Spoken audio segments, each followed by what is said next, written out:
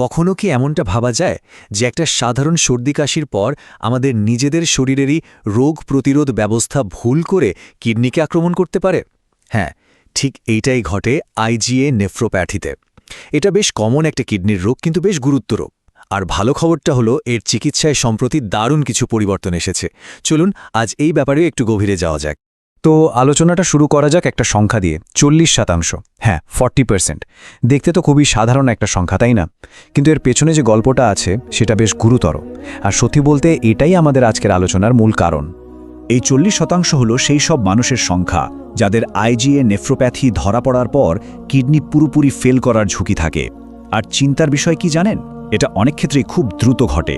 আর ঠিক এই কারণে এই রোগের চিকিৎসায় যে নতুন আবিষ্কারগুলো হচ্ছে সেগুলো এত বড় একটা আশার আলো দেখাচ্ছে। বেশ, তাহলে এখন প্রশ্ন হলো, এই আইজিএ নেফ্রোপ্যাথি বা সংক্ষেপে যদি বলি আইজিএন, এটা আসলে কি? চলুন এর গোড়ার কথাটা জেনে নেওয়া যাক। ব্যাপারটা সহজ করে বললে, এটা তখনই হয় যখন আমাদের শরীরের ইমিউন সিস্টেম, ধরুন একটা সাধারণ সর্দি কাশি বা পেটের ইনফেকশনের পর একটু বেশি অ্যাক্টিভ হয়ে যায়, আর তার ফলে এমন কিছু আইজিএ প্রোটিন তৈরি করে ফেলে যা ভুল করে নিজের কিডনিকেই শত্রু ভাবতে শুরু করে আর আক্রমণ করে বসে। আর সবচেয়ে ইন্টারেস্টিং ব্যাপার কি জানেন? গত 30 বছরে এই রোগটা নিয়ে আমাদের ধারণা কিন্তু একেবারে পাল্টে গেছে। একটা সময় ছিল যখন ভাবা হতো, আরে এটা তো একটা ধীর গতির প্রায় নিরীহ একটা রোগ। কিন্তু এখন আমরা জানি যে না, ব্যাপারটা মোটেও তেমন নয়। ডেটাটা এটা কিন্তু শুধু ভারতের চিত্র নয়, এটা সারা বিশ্বেই সমস্যাটা যে কতটা বড় সেটাই চোখে আঙুল দিয়ে দেখিয়ে দেয়। এর মানে হলো সম্ভবত লক্ষ লক্ষ কেস এখনও ডায়াগনোসিসের বাইরে রয়ে গেছে, বিশেষ করে ইয়াং জেনারেশনের মধ্যে যাদের কিডনির সমস্যা থাকতে পারে। এটা তো সাধারণত ভাবাই হয় না, তাই না? আচ্ছা, রোগটা সম্পর্কে তো জানা গেল, কিন্তু আসল প্রশ্ন হলো এর লক্ষণগুলো কি কি? মানে কিভাবে বোঝা যাবে যে এই সমস্যাটা হচ্ছে? চলুন সেই সতর্ক সংকেতগুলোই এবার একটু চিনে নেওয়া যাক। এর প্রথম দিকের ওয়ার্নিং সাইনগুলো কিন্তু খুব সাধারণ, এতটাই যে সহজে চোখ এড়িয়ে যেতে পারে। যেমন ধরুন, ইউরিনে অতিরিক্ত ফেনা হওয়া, এটা কিন্তু প্রোটিন বেরিয়ে যাওয়ার একটা লক্ষণ। বা ধরুন ইউরিনের সাথে রক্ত যাওয়া, কিংবা অল্প বয়সেই কোনো কারণ ছাড়া হাই ব্লাড প্রেশার দেখা দেয়া, এই সবগুলোই কিন্তু আইজিএএন এর লক্ষণ হতে পারে। তো এই লক্ষণগুলো যদি দেখা দেয়, তাহলে ডাক্তাররা সাধারণত কয়েকটা ধাপে এগোন। প্রথমে ব্লাড আর ইউরিন টেস্ট করা হয়, এরপর কিডনির একটা আল্ট্রাসাউন্ড হয়।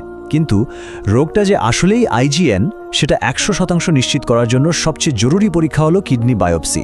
আর এখনকার দিনে সঠিক চিকিৎসা বেছে নেওয়ার জন্য এই টেস্টটা প্রায় অপরিহার্য। ওকে, ডায়াগনোসিস তো হলো, এরপর কি?